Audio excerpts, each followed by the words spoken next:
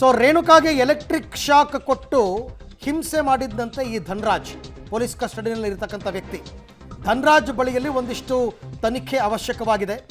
ನಟ ದರ್ಶನ್ ಮತ್ತು ಧನ್ರಾಜ್ ಇಬ್ಬರನ್ನೂ ವಿಚಾರಣೆಗೆ ಒಳಪಡಿಸುವ ಅಗತ್ಯತೆ ಇದೆ.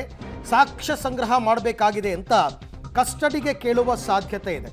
ಈಗ ಕಳೆದ ಬಾರಿ ಮಾಡದಂತೆ ಬೇಕಾದರೆ 17 ಜನರಲ್ಲಿ 4ರನ್ನ ಉಳಿಸ್ಕೊಂಡು 13 ಜನರನ್ನು ಕಳಿಸ್ಕೊಟ್ಟಿದ್ರು. ಈಗ ಬೇಕಾದ್ರೆ 4ರಲ್ಲಿ ಇಬ್ಬರನ್ನ ಉಳಿಸ್ಕೊಂಡು ಇಬ್ಬರನ್ನ ಕಳಿಸ್ಕೊಡ್ಬೋದು. ದರ್ಶನ್ ಮತ್ತು ಧನ್ರಾಜ್ ಇಬ್ಬರನ್ನ ಕಸ್ಟಡಿಗೆ ತಗೋತೀವಿ ಸರ್, ಇನ್ನಿಬ್ಬರನ್ನ ಬೇಕಾದರೆ ಜುಡಿಷಿಯಲ್ ಕಸ್ಟಡಿಗೆ ಕೊಡಿ ಅಂತಲೂ ಕೂಡ ಕೇಳಬಹುದು, ಅಥವಾ 4 ಜನರನ್ನ ಜುಡಿಷಿಯಲ್ ಕಸ್ಟಡಿಗೆ ಕೊಡಿ ಅಂತ ಕೇಳ್ಬೋದು. ಏನೇ ಆದರೂ ನನ್ನ ಪ್ರಕಾರ ಇವತ್ತು ನಾಳಿನಲ್ಲಿ ಜುಡಿಷಿಯಲ್ ಕಸ್ಟಡಿಗೆ ಒಳಪಡಲೇಬೇಕಾಗುತ್ತೆ. ಯಾಕೆಂದರೆ ಸಿಕ್ಕಿರುವಂತಹ ಸಮಯಾವಕಾಶವನ್ನು ಒಂದು ಚೂರು ಕೂಡ ವೇಸ್ಟ್ ಮಾಡದ ರೀತಿಯಲ್ಲಿ ಪಾಪ ಅವರು ಇನ್ಕ್ವೈರಿ ಮಾಡ್ತಾ ಇದ್ದಾರೆ, ಇಲ್ಲ ಅಂತಲ್ಲ. ಸೊ ಈಗ ಇರ್ತಕ್ಕಂಥದ್ರಲ್ಲಿ A2 ದರ್ಶನ್, ರೇಣುಕಾಸ್ವಾಮಿಯ ಕಿಡ್ನ್ಯಾಪ್ ಮತ್ತು ಹತ್ಯೆಯ ಸೂತ್ರಧಾರ. ದರ್ಶನ್ ವಿರುದ್ಧ ರೇಣುಕಾಸ್ವಾಮಿ ಮೇಲೆ ಹಲ್ಲೆ ಮಾಡಿದಂತಹ ಆರೋಪ ಕೂಡ ಕೇಳಿಬಂದಿದೆ. ದರ್ಶನ್ ಈ ಪ್ರಕರಣದಲ್ಲಿ 2ನೇ ಆರೋಪಿ. ಮೊದಲನೇ ಆರೋಪಿ ಪವಿತ್ರ ಗೌಡ, ಸೊ 2ನೇ ಆರೋಪಿ. ದರ್ಶನ್ ಆಪ್ತ ಸಹಾಯಕರಾಗಿರ್ತಕ್ಕಂಥ ಧನ್ರಾಜ್, ದರ್ಶನ್ ಅವರ ಆಪ್ತ ಸಹಾಯಕ ಧನ್ರಾಜ್ ಅಂತ ಗೊತ್ತಾಗಿದೆ. ರೇಣುಕಾಗೆ ಕರೆಂಟ್ ಶಾಕ್ ಕೊಟ್ಟಿದ್ದೇ ಧನ್ರಾಜ್ ಅಂತ ವಿಚಾರಣೆ ಸಂದರ್ಭದಲ್ಲಿ ಕೆಲವರು ಬಾಯ್ಬಿಟ್ಟಿದ್ದಾರೆ. ಮೆಗ್ಗಾರ್ನಿಂದ ರೇಣುಕಾಸ್ವಾಮಿಗೆ ಶಾಕ್ ಕೊಟ್ಟಿದ್ರು ಧನ್ರಾಜ್ ಅಂತ ಮಾಹಿತಿ ಇರ್ತಕ್ಕಂಥದ್ದು. ಆ ಮೆಗ್ಗಾರನ್ನು ಕೂಡ ವಶಪಡಿಸ್ಕೋಬೇಕು. ದರ್ಶನ್ ಮನೆ ಬಳಿಯೇ ಧನ್ರಾಜ್ ಕೂಡ ಇರ್ತಕ್ಕಂಥದ್ದು. ಸೊ ಈ ಎಲ್ಲ ಕಾರಣ, ಮತ್ತು ಧನ್ರಾಜ್ ಪೊಲೀಸ್ ವಶಕ್ಕೆ ಬಂದಿದ್ದು ಈಗ ಒಂದು 5 ದಿವಸದ ಹಿಂದೆ. ಆಮೇಲೆ ದರ್ಶನ್ ಅತ್ಯಾಪ್ತನಾಗಿರ್ತಕ್ಕಂಥ ವ್ಯಕ್ತಿ ವಿನಯ್, ಈತ A10 ಉದ್ಯಮಿ ಕೂಡ ಹೌದು. ಈತನ ವಿಚಾರಣೆ ದೊಡ್ಡ ಮಟ್ಟದಲ್ಲಿ ಆಗಬೇಕಾಗತ್ತೆ. ಸ್ಟೋನಿ ಬ್ರೂಕ್ಸ್ ಪಬ್ನ ಮಾಲೀಕರಾಗಿರ್ತಕ್ಕಂಥವ್ರು ವಿನಯ್, ದರ್ಶನ್ ಅವರ ಅತ್ಯಾಪ್ತರು. ಈತ ಕೂಡ ಪೊಲೀಸ್ ಕಸ್ಟಡಿಯಲ್ಲಿದ್ದಾರೆ. ರೇಣುಕಾ ಹತ್ಯೆಗೂ ಮುನ್ನ ಮತ್ತು ಬಳಿಕ ಸ್ಟೋನಿ ಪಬ್ನಲ್ಲಿ ಪಾರ್ಟಿ ಮಾಡೋದಕ್ಕೆ ಅವಕಾಶವನ್ನು ಮಾಡಿಕೊಟ್ಟಂತಹ ವ್ಯಕ್ತಿ ಈ ವಿನಯ್. ರೇಣುಕಾ ಹತ್ಯೆಯಲ್ಲಿ ಈತ ಕೂಡ ಭಾಗಿಯಾಗಿದ್ದಾರೆ ಅಂತಕ್ಕಂಥ ಆರೋಪ ಇದೆ. FIRನಲ್ಲಿ ಈತ 10ನೇಯ ಆರೋಪಿಯಾಗಿದ್ದಾರೆ. ಇನ್ನು A14 ಪ್ರದೂಷ್, ದರ್ಶನ್ ಅವರ ಅತ್ಯಾಪ್ತ ಪ್ರದೂಷ್ ಅಂತ. ಹಣ ಹಂಚಿಕೆಯ ಸೂತ್ರಧಾರನೇ ಈತ. ದರ್ಶನ್ ಮೊದಲಿಗೆ ಪ್ರದೂಷ್ಗೆ ದುಡ್ಡು ಕೊಡ್ತಾರೆ, ಪ್ರದೂಷ್ ಅದನ್ನು ಬೇರೆಯವ್ರಿಗೆ ಹಂಚ್ತಾರೆ.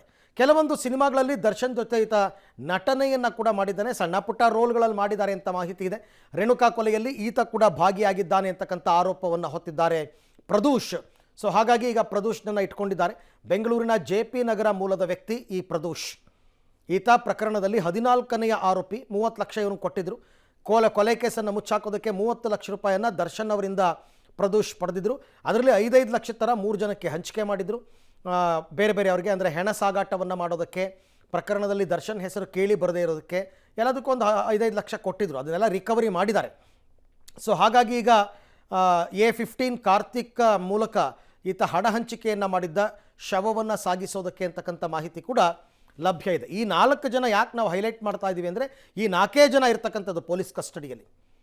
ರೇಣುಕಾಸ್ವಾಮಿಯ ಕಿಡ್ನ್ಯಾಪ್ ಮತ್ತು ಹತ್ಯೆಗೆ ಸೂತ್ರಧಾರರು ದರ್ಶನ್. ಈ ಬಗ್ಗೆ ಕೂಡ ಮತ್ತಷ್ಟು ಮಾಹಿತಿ ನನ್ನ ಕೊಲೀಗ್ ನಾಗೇಶ್ ಅವರಿಂದ ಪಡ್ಕೊಂಬೋಣ. ನಾಗೇಶ್, ಇವಾಗ ಧನ್ರಾಜ್ ಪೊಲೀಸ್ ವಶಕ್ಕೆ ಬಂದಿದ್ದು ತಡವಾಗಿ, ಹಾಗಾಗಿ ಧನ್ರಾಜ್ ವಿಚಾರಣೆ ಇನ್ನೂ ಕೂಡ ಮುಗಿದಿಲ್ಲ. ಧನ್ರಾಜ್ನನ್ನು ವಶಕ್ಕೆ ಕೊಡಿ ಅಂತ ಕೇಳ್ತಕ್ಕಂಥ ಸಾಧ್ಯತೆ ಏನಾದರೂ ಇದೆಯಾ? ಕೇವಲ ಧನ್ರಾಜ್ ಮಾತ್ರ ಕೇಳ್ತಾರಾ, ಅಥವಾ ಧನ್ರಾಜ್ ಜೊತೆ ದರ್ಶನ್ ಕೂಡ ಪೊಲೀಸ್ ಕಸ್ಟಡಿಯಲ್ಲಿ ಇರಲಿ ಅಂತಾರ? ಏನು ಲೆಕ್ಕಾಚಾರ ಸದ್ಯಕ್ಕೆ ಪೊಲೀಸರದ್ದು? ಅರವಿಂದ್, ಖಂಡಿತವಾಗಿಯೂ ನೀವು ಹೇಳ್ದಂಗೆ ಧನ್ರಾಜ್ ಕೊನೆಯ ಮೂಮೆಂಟಲ್ಲಿ ಅರೆಸ್ಟ್ ಆಗಿದ್ದ. ಹಾಗಾಗಿ 3ನೇ ಬಾರಿ ದರ್ಶನ್ಗೆ ಕಸ್ಟಡಿಗೆ ಕೇಳುವಂಥ ಸಂದರ್ಭದಲ್ಲಿ ಆರೋಪಿ ಧನ್ರಾಜನ್ನು ಕೂಡ ಕಸ್ಟಡಿಗೆ ಕೇಳಿ ಪಡೆದಿದ್ದರು. ಧನ್ರಾಜ್ ಪಾತ್ರ ಏನು ಈ ಕೊಲೆಯಲ್ಲಿ ಅನ್ನುವಂಥದ್ದನ್ನು ಪೊಲೀಸ್ ತನಿಖೆ ವೇಳೆ ಭಾಳ ಬಹಿರಂಗವಾಗಿರುವಂಥದ್ದು. ಧನ್ರಾಜ್ ರೇಣುಕಾ ಸ್ವಾಮಿಯನ್ನು ಎಲೆಕ್ಟ್ರಿಕಲ್ ಟಾರ್ಚ್ ಬಳಸಿ ನಿರಂತರವಾಗಿ ಎಲೆಕ್ಟ್ರಿಕಲ್ ಶಾಕ್ ಕೊಡೋದ್ರ ಮೂಲಕ ಟಾರ್ಚರ್ ಕೊಟ್ಟು ಕೊಲೆ ಮಾಡಿದ್ದ ಅನ್ನುವಂಥ ಮಾಹಿತಿ ಪೊಲೀಸರ ತನಿಖೆ ವೇಳೆ ಗೊತ್ತಾಗಿರುವಂಥದ್ದು. ಹಾಗಾಗಿ ಆರೋಪಿ ಬಂಧಿಸಿದ ಬಳಿಕ ಪೊಲೀಸರು ಸ್ವಇಚ್ಛಾ ಹೇಳಿಕೆಯನ್ನು ಕೂಡ ಧನ್ರಾಜಿಂದ ಪಡೆದುಕೊಂಡಿರುವಂಥದ್ದು. ನಾನು ಎಲೆಕ್ಟ್ರಿಕಲ್ ಟಾರ್ಚ್ ಬಳಸಿ ಆತನಿಗೆ ಟಾರ್ಚರ್ ಕೊಟ್ಟು ಕೊಲೆ ಮಾಡಿದ್ದು ನಿಜ ಅನ್ನುವಂಥದ್ದನ್ನು ಕೂಡ ಧನ್ರಾಜ್ ತಪ್ಪೊಪ್ಪಿಕೊಂಡಿದ್ದಾನೆ ಅನ್ನುವಂಥ ಮಾಹಿತಿ ಅವರ ಸ್ವಇಚ್ಛಾ ಹೇಳಿಕೆಯ ರಿಮೈಂಡ್ ಕಾಪಿಯಲ್ಲಿ ಗೊತ್ತಾಗ್ತಾ ಹೋಗ್ತಿರುವಂಥದ್ದು. ಹಾಗಾಗಿ ಆತ ಕೃತ್ಯಕ್ಕೆ ಬಳಸಿದಂತಹ ಎಲೆಕ್ಟ್ರಿಕಲ್ ಟಾರ್ಚ್ ಏನಿದೆ ಅದನ್ನು ಕೂಡ ವಶಕ್ಕೆ ಪಡೆದುಕೊಂಡಿರುವಂಥದ್ದು. ಜೊತೆಗೆ ಶೆಡ್ನಲ್ಲಿ ಆತ ಕೃತ್ಯ ಬೆಸಗಿದಂಥ ಸಂದರ್ಭದಲ್ಲಿ ಯಾವ ಸ್ಥಳದಲ್ಲಿತ್ತು ಅದಲ್ಲೂ ಕೂಡ ಪೊಲೀಸರು ಈಗಾಗಲೇ ಸ್ಪಾಟ್ ಮಾರ್ಜರ್ ಮಾಡಿರೋದ್ರಿಂದ ಧನ್ರಾಜನ್ನು ಕೂಡ ಕಸ್ಟಡಿಗೆ ಕೇಳೋದು ಬಹುತೇಕ ಡೌಟ್ ಅನ್ನುವಂಥ ಮಾಹಿತಿ ಇರುವಂಥದ್ದು. ಒಂದು ವೇಳೆ ತನಿಖೆಗೆ ಅಗತ್ಯ ಬಿದ್ದರೆ ಧನ್ರಾಜ್ನನ್ನು ಬಾಡಿ ವಾರೆಂಟ್ ಮೂಲಕ ಕಸ್ಟಡಿಗೆ ಪಡೆದು ತನಿಖೆ ಮಾಡಬಹುದು ಅನ್ನುವಂಥ ಕಾರಣಕ್ಕೆ ಆತನನ್ನು ಕೂಡ ಇವತ್ತು ಜೇಸಿಗೆ ಬಿಡೋ ಸಾಧ್ಯತೆ ಹೆಚ್ಚಾಗಿದೆ ಅನ್ನುವಂಥ ಮಾಹಿತಿ ಈಗ ಪೊಲೀಸ್ ಮೂಲಗಳಿಂದ ಗೊತ್ತಾಗ್ತಿರುವಂಥದ್ದು. ಹಾಗಾಗಿ ಈಗ ಅವನಿಗೆ ಕಸ್ಟಡಿಗೆ ಪಡೆದ ಅವಧಿಯಲ್ಲಿ ಅವನ ಪಾತ್ರದ ಬಗ್ಗೆ ಇದ್ದಂಥ ಸಾಕ್ಷ್ಯಗಳನ್ನೆಲ್ಲವನ್ನು ಕೂಡ ಈಗಾಗಲೇ ಪೊಲೀಸರು ಕಲೆ ಹಾಕಿದ್ದಾರೆ. ಹಾಗಾಗಿ ದರ್ಶನ್ ಜೊತೆಗೆ ಇವತ್ತು ಆರೋಪಿ ಧನರಾಜನು ಕೂಡ ಜೇಸಿಗೆ ಬಿಡೋ ಸಾಧ್ಯತೆಗಳು ಕೂಡ ಹೆಚ್ಚಾಗಿ ಇದೆ ಅನ್ನುವಂಥ ಮಾಹಿತಿ ಈಗ ಸದ್ಯಕ್ಕೆ ಲಭ್ಯವಾಗ್ತಿರುವಂಥದ್ದು. Aravind. Okay Nagesh, thank you. ತಮ್ಮ ಎಲ್ಲ ಮಾಹಿತಿಗೆ ಧನ್ಯವಾದ. ಇದೆಲ್ಲ ಪ್ರಶ್ನೆಗಳಿಗೆ ಉತ್ತರ ಇವತ್ತು ಗೊತ್ತಾಗುತ್ತೆ. ಇವತ್ತು ಯಾವಾಗ ಕೋರ್ಟ್ ಮುಂದೆ ಈ ಆರೋಪಿಗಳನ್ನು ಹಾಜರುಪಡಿಸ್ತಾರೆ, ಅಲ್ಲಿ ಪಬ್ಲಿಕ್ ಪ್ರಾಸಿಕ್ಯೂಟರ್ ಮಾಡ್ತಕ್ಕಂಥ ವಾದ ಏನು, ಮತ್ತು ಇವರ ಪರ ವಕೀಲರು ಅವರು ಕೂಡ ಹಾಜರಾಗ್ತಾರೆ. ಅವರು ಮೊನ್ನೆಯಿಂದನೂ ಕೂಡ ಆಕ್ಷೇಪಣೆ ವ್ಯಕ್ತಪಡಿಸ್ತಾ ಇದ್ದಾರೆ, ಮತ್ತೆ ಯಾಕೆ ಪೊಲೀಸ್ ಕಸ್ಟಡಿಗೆ, ಜುಡಿಷಿಯಲ್ ಕಸ್ಟಡಿ ಕೊಟ್ಬಿಡಿ ಅಂತ. ಜುಡಿಷಿಯಲ್ ಕಸ್ಟಡಿ ಕೊಟ್ಟರೆ ಇವರು ಜಾಮೀನಿಗೆ ಅಪ್ಲಿಕೇಶನ್ ಹಾಕ್ಬೋದಲ್ಲ, ಅದಕ್ಕೋಸ್ಕರ.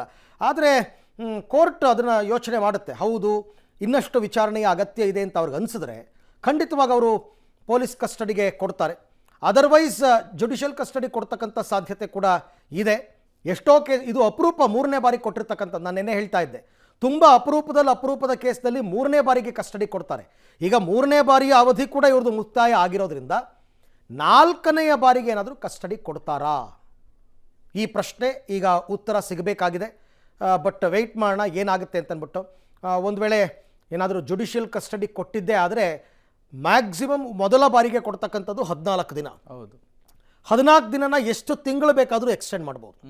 ಬಟ್ 14 ದಿನ ಆದಮೇಲೆ ಮತ್ತೊಮ್ಮೆ ಅಪಿಯರ್ ಆಗಬೇಕಾಗುತ್ತೆ. ಮತ್ತೆ ಜುಡಿಷಿಯಲ್ ಕಸ್ಟಡಿ ಎಕ್ಸ್ಟೆಂಡ್ ಮಾಡಿದ್ರೆ ಮತ್ತೆ 14 ದಿನ, ಆ ಥರ ಎಕ್ಸ್ಟೆಂಡ್ ಮಾಡ್ತಾ ಹೋಗ್ಬೋದು. ಯಾಕೆಂದರೆ ಪ್ರತಿ ಬಾರಿ ಇವ್ರನ್ನ ಅಪಿಯರ್ ಮಾಡಿದಾಗಲೂ ಕೂಡ ಪಬ್ಲಿಕ್ ಪ್ರಾಸಿಕ್ಯೂಟರ್ ಇವರಿಗೆ ಜಾಮೀನು ಕೊಡಬಾರ್ದು ಅನ್ನೋ ವಾದವನ್ನೇ ಮಾಡ್ತಾರೆ. ಜಾಮೀನು ಕೊಡಬೇಡಿ ಸಾಕ್ಷ್ಯನಾಶ ಆಗುತ್ತೆ ಅಂತ. ಹಾಗಾಗಿ ಚಾರ್ಜ್ ಶೀಟ್ ಫೈಲ್ ಮಾಡೋ ತನಕನೂ ಇವ್ರು ಯಾರಿಗೂ ಜಾಮೀನು ಸಿಗಲ್ವಾ? ಜೊತೆಗೆ ಇನ್ನೂ ಒಂದು ಪ್ರಶ್ನೆ ಏನಂತಂದರೆ, ಈ 17 ಜನ ಆರೋಪಿಗಳು ಇಂಡಿವಿಜುವಲ್ ಆಗಿ ಏನಾದರೂ ಲಾಯರ್ಗಳನ್ನು ನೇಮಕ ಮಾಡ್ಕೋತಾರಾ ಅಥವಾ ಗ್ರೂಪ್ ಆಗಿ ಏನಾದರೂ ಲಾಯರ್ಗಳು ಬರ್ತಾರಾ ಗೊತ್ತಿಲ್ಲ.